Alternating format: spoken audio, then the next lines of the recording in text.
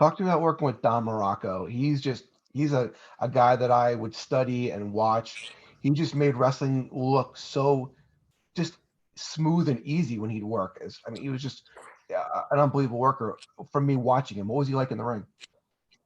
He was a powerhouse, and he was a great heel. Don Muraco could work with guys like me who wrestled, and he could work with guys who weighed 300 pounds. He had a great psychology. He had great control of the match, and his interviews were, fantastic. It was tough working against Don Muraco because he had like a cult following that even though he was a heel at the time, everywhere we wrestled, there was a group of Don Muraco fans that I had to break through every night, and get them win them over to my side. But uh, you worked with Don Muraco, you knew you were going to have a good match. Yeah, phenomenal. Yeah, he definitely was like a cool heel before cool heels were even a thing. That's right. Yeah, you know. Talk to you about Greg Valentine. I'll be honest, Tito, you versus Greg. I mean, not only do the matches still hold up today, but that's my favorite feud of all time. Well, it was the longest feud in the history, and now with the pay-per-views, it'll probably be the longest feud in the history of the WWE, WWF for forever. We wrestled each other, and we had all kinds of return matches, uh, all types of matches. Finally, I beat him. I won the belt back from him in the cage match in Baltimore. But uh, as far as hard work, I mean, it's hard to find somebody else who worked as hard as Greg did, day in and day out. He was like a pit bull. I mean, he would just keep coming. You'd knock him down, he'd get up. If you wouldn't fight back, he'd eat you up. But him and I had great chemistry. We both knew when to give and when to take, and we were there to get the match over. Not we weren't thinking about ourselves. We were thinking about business and what we were going to do to have a return match, because we started selling out big arenas without Hulk Hogan being on the card, probably more than anybody else. And we'd have return matches, and the people bought into our feud that the return matches would sell out 2, 3, 4 times. And we were building towns. I remember Detroit. The first time we had like 100,000, then it went up to like 175, and that's how you would uh,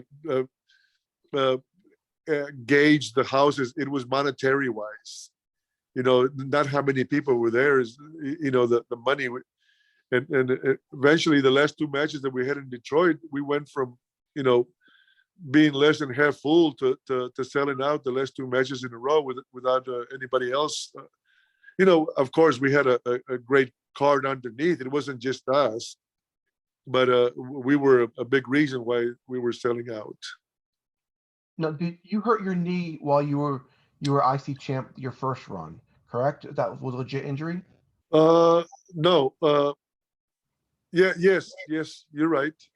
I So hurt my knee, and the guy that tore my knee was Mr. Wonderful Paul Orndorff. We were wrestling in Erie, Pennsylvania, and he tore my cartilage. And I went from Pittsburgh, Pennsylvania. We flew from Pittsburgh to Toronto, and then we drove to Brentford, Ontario, where we were doing our TV taping. We used to tape in Brentford, Ontario, and I I walked in with crutches, and I told Vince, I said, it's not good. I'm going to have surgery. I said, but I'd like to do an angle. I think I could manage to, tape my knee up and walk into the ring.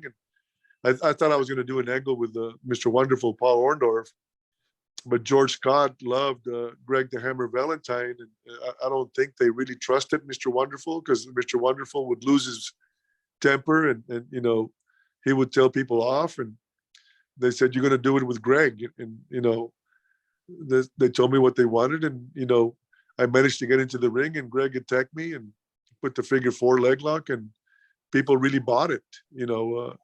I had my surgery. They taped the surgery, and I did an interview immediately after the surgery was over, and people bought into it.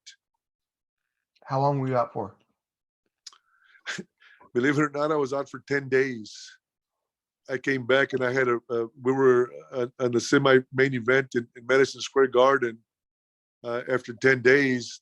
And at the time, I really couldn't do anything, but we had done some pretty serious, believable interviews that I knew I couldn't do much in the ring. So my suggestion was I stepped through the ropes and I just went after Greg, and we fought on the mat, and Greg finally just left and got counted out. And then we came back on I think on a lumberjack match. Our endings would dictate, what kind of a gimmick match we were going to have afterwards. But when I attacked Greg in Madison Square Garden, people really, jumped, got with it. They loved the intensity of the match. Speaking of the Intercontinental title, that old green belt, I'm sure you have it there in a safe somewhere. The one that Valentine destroyed is worth probably $500,000 by now. Bring it out and show everybody that belt, would you? Yeah, right. Where's that belt right now, Tito? It's in some dumpster, some dump. I had that belt because I have a gym in my house, and I had that belt in the gym for about 10 years, and it was all beat up because Greg destroyed it up against the cage, and I brought it because I was the champion, so I kept it. And I had it on the floor on my gym, and I would look at it every time I'd work out, and I said, "Man, that's nothing but junk." So I finally threw it away, and I could, if I could, I'd kick myself in the butt. You're right. You're right. It would be worth a lot of money. You didn't know there was going to be an eBay back, 30 years ago. Who knew how big wrestling was going to get? None of us knew the value of old signatures and old memorabilia, and I mean, the fans. You have something, anything that's ring worn. I mean, they pay big money for that.